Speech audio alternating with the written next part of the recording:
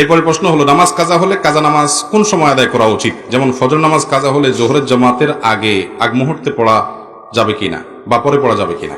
দেখুন, যদি ফজরের নামাজ কাজা হয়, এটা জোহরের আগে না, বরং কাজা হয়েছে ফর এক্সাম্পল আপনি ঘুম থেকে উঠতে পারেন না, অ্যালার্ম দিয়ে রাখছেন তাও উঠতে পারেন না, গভীর ঘুম হয়ে গেছে, অ্যাক্সিডেন্টলি এরকম হঠাৎ একদিন হয়ে গেছে, তাহলে যখন ঘুম ভাঙছে তাড়াতাড়ি করে উযু করে আগে নামাজ পড়ে ফেলবেন। কারণ হাদিসে আসছে, নবী করিম সাল্লাল্লাহু আলাইহি ওয়াসাল্লাম বলেছেন, মান নামা আন সালাতিন আও নাসিহা ফালইউসাল্লিহা ইযা যাকারহা ফাইন্না যালিকা ওয়াক্তুহা। কেউ যদি ঘুমের কারণে নামাজ পড়তে না পারে বা ভুলে গেছে, তাহলে এরকম ব্যক্তির যখন স্মরণ হবে বা ঘুম থেকে উঠবে সাথে সাথে সে নামাজ পড়বে, ওইটাই তার ওয়াক্ত। আপনি বললেন যে তুমি কাজা যেহেতু হয়েই গেছে, থাক তাহলে একসাথে জোহরের সময় পড়বো, এটা উচিত না।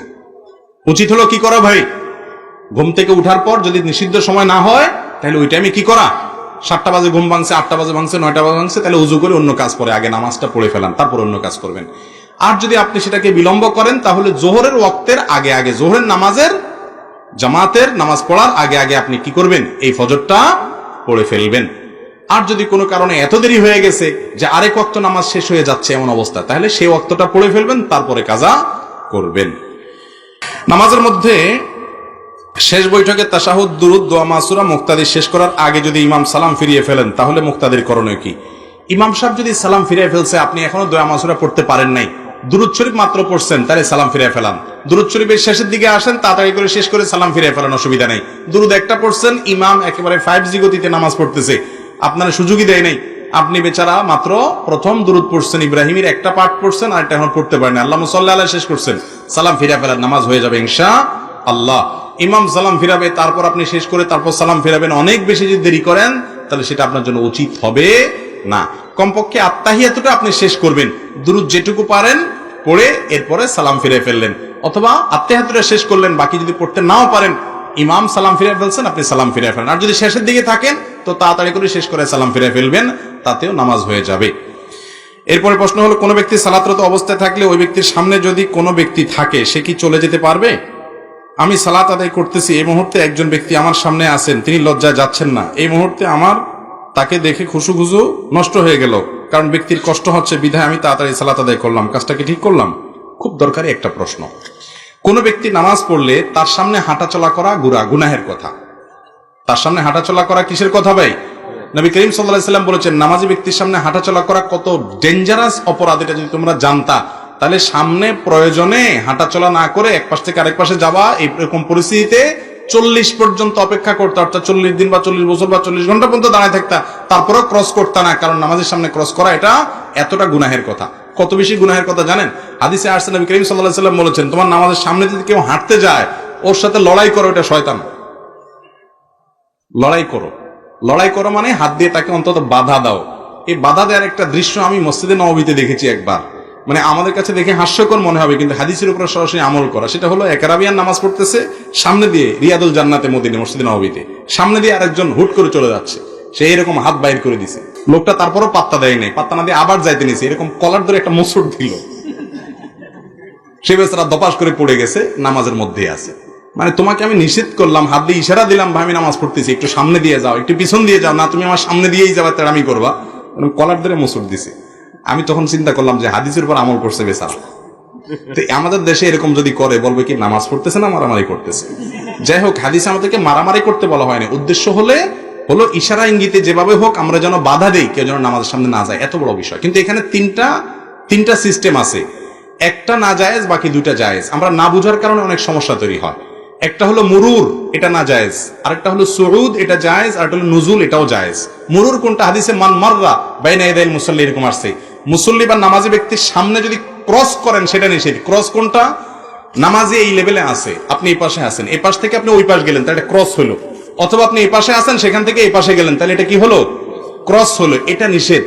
নামাজির ঠিক বরাবর সামনে আপনি বসে আছেন, একদম বরাবর স্ট্রেট, তাহলে আপনি যদি উঠে আস্তে করে এক পাশে চলে যান, ডানে বা বামে, এটা কিন্তু নিষেধ না, এটাকে বলা হয় নুজুল, নামা, চলে যাওয়া।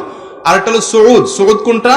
নামাজি ব্যক্তি নামাজ পড়তেছে, আপনি তার সামনে বরাবর যে দাঁড়াবেন, হয়তো জামাত শুরু হয়ে গেছে, ঠিক তার সামনে জায়গাটা ফাঁকা আছে, তাহলে আপনি ডান থেকে বাম থেকে বরাবর তার সামনে গিয়ে দাঁড়ায় গেলেন, ক্রস করলেন না। ক্রস বুঝছেন তো? মানে এক পাশ থেকে আরেক পাশে যান না, ঠিক তার সামনে বরাবর গিয়ে দাঁড়ায় গেলেন, এটা কিন্তু নিষেধ না, এটা হলো সুউদ। হাদিসে শুধু মুরুরটা নিষেধ, অর্থাৎ ক্রসিংটা নিষেধ, কিন্তু সামনে থেকে পেছনে সামনে থেকে পেছনে কিংবা পেছন থেকে সামনে বরাবর দাঁড়ায় গেলেন, এটা নিষেধ না, কারণ এটাতে মনোযোগে নষ্ট হয় না। সামনে থেকে এক পাশ থেকে আরেক পাশে আসা যাওয়া করলে সেটা কি হয়, নামাজের মনোযোগ নষ্ট হয়, এই জন্য ওইটা নিষেধ। অনেকে আছে পিছনে নামাজ পড়তে শেষে বসে কই মাছের মাথা চাবায়, কই মাছের মাথা চাবানো বুঝছেন, মানে খুব বিরক্তির প্রকাশ করতে থাকে। তো ঠিকই তো, পিছনে বেচারার নামাজ তো তখন নষ্ট হয়ে যায়। আরে তুমি এত কই মাছের মাথা চাপাইতেছো কেন ভাই, তুমি উঠে গেলেই তো হয়, তোমার তো উঠার সুযোগ আছে। এটা না বোঝার কারণে অসুবিধা হয়।